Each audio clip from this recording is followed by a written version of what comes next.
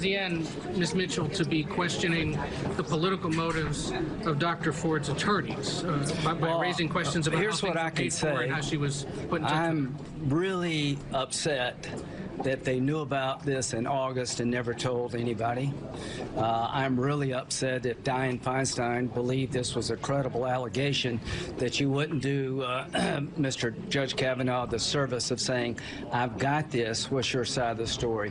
Turn it over to the committee so we could have something not this close to the midterms. When they say that she wasn't sure we were willing to go out there, that's a bunch of bull. I don't know what they told Ms. Ford, but we were willing to go to California. We were told she couldn't fly. All I can say is that we're 40-something days away from the election, and their goal, not Ms. Ford's goal, is to delay this past the midterms so they can win the Senate and never allow Trump to fill the seat. I believe that now more than ever. I don't know who paid for a polygraph, but somebody did, and here's what I'm more convinced of. The friends on the other side set it up to be just the way it is. Senator. I feel ambushed as the majority. We're going to hear from Mr. Kavanaugh, Judge Kavanaugh, and I've been a judge, a prosecutor, and a defense attorney, and here's what I'll tell you.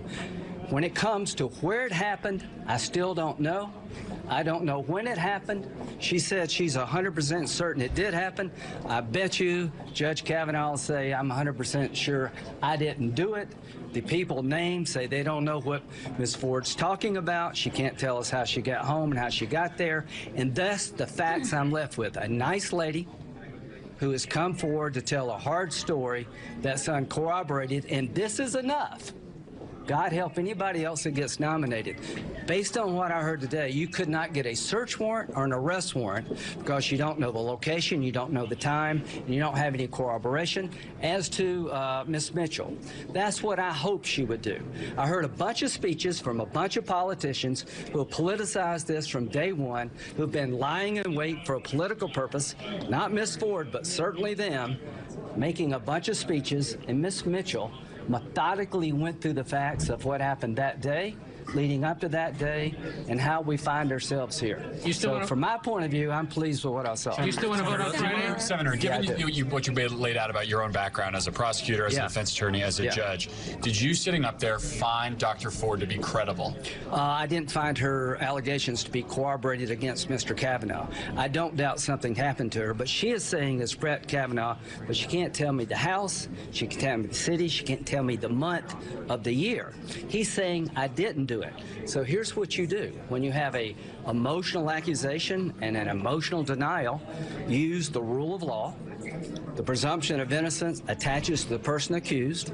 You have to give them notice and times of time and location. You ask, is there anybody to verify this? And when you give names, all of them go the other way.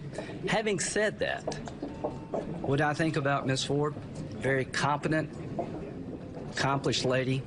Something happened, I don't know what, but you're asking me to say it was Brett Kavanaugh, and I don't know when it happened, where it happened. He said it didn't happen, but I would say this. I thought it was a good suggestion for her to go talk to somebody to work through this. Do you still want to vote on Friday? How is that not all an argument for a more fulsome investigation?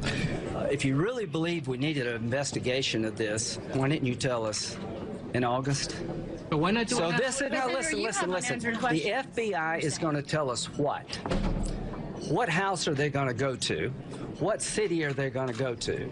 Who are they going to talk to? Because they can't tell us the month, barely the year. So this is all delay. Could Mr. Judge tell you that? Could Mr. Judge tell you that? So here's where they're going, Mr. Judge. He says, I didn't do it. I don't know what she's talking about. They want to bring him in, trash him out, and call 25 people. Well, they say that he's an abuser, and guess what? We'll be past the midterm. I'm not going to reward people for playing a political game. I think with her life, she is just as much a victim as this as I think Brett Kavanaugh, because somebody betrayed her trust. And we know who she gave the letter to.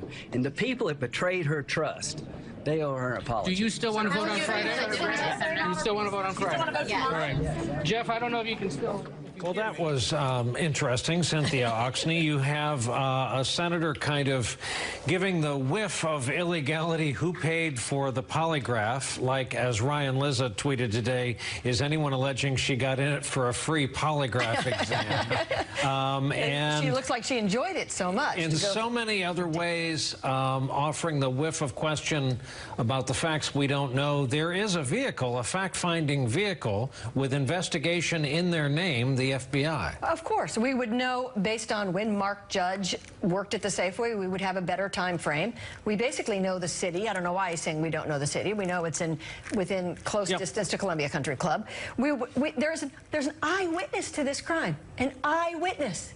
I've never seen anything so irresponsible in my entire life. He's at the beach. And he's at the beach, and Grassley and these guys are just like, oh, yeah, whatever. It's boys being boys. That's essentially what it is. It's boys being boys, and Kavanaugh is a buddy of mine. And the fact that he has lied about a whole host of things, we're just going to look the other way because we're digging in because we want our way. It's outrageous. When he calls her a nice lady. Brian, I need to apologize for all men for what we just heard.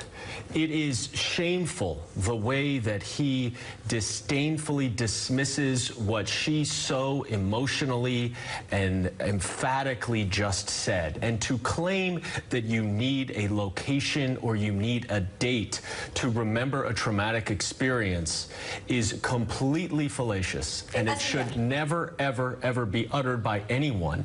And I don't know how this will play out politically, but Lindsey Graham is trying to set this up as a court of law by talking about presumption of innocence, search warrant, arrest warrant, all these terms that he's throwing out there that how can I believe her if we don't know where it is? That's not what we're doing here. That's not what the purpose of this is here. And as a man, as I sat there listening to Dr. Ford, I was moved. That was incredibly powerful. You don't have to be a woman. You don't have to be a prosecutor. You can just be a human being to feel her struggle and her difficulty. And for Lindsey Graham to get up there and belittle her right after it and try to make this into some sort of political gamesmanship is disrespectful and a disservice to the process. Not to mention the fact that he knows better. If a woman goes into a courtroom, any courtroom in the United States of America, and says, that man attacked me, that's enough. That's evidence. When the woman says it, it's evidence. Moreover, when it turns out that she's been telling people for 10 years or 8 years or whatever the number is, each of those prior consistent statements is also evidence. So this whole bananas about, oh, it's a he said, she said, is wrong. It is not a he said, she said. It is according to the law, it is a corroborated statement, and if a jury believed her, they could convict him. And Lindsey Graham knows better because he's tried a lot of cases.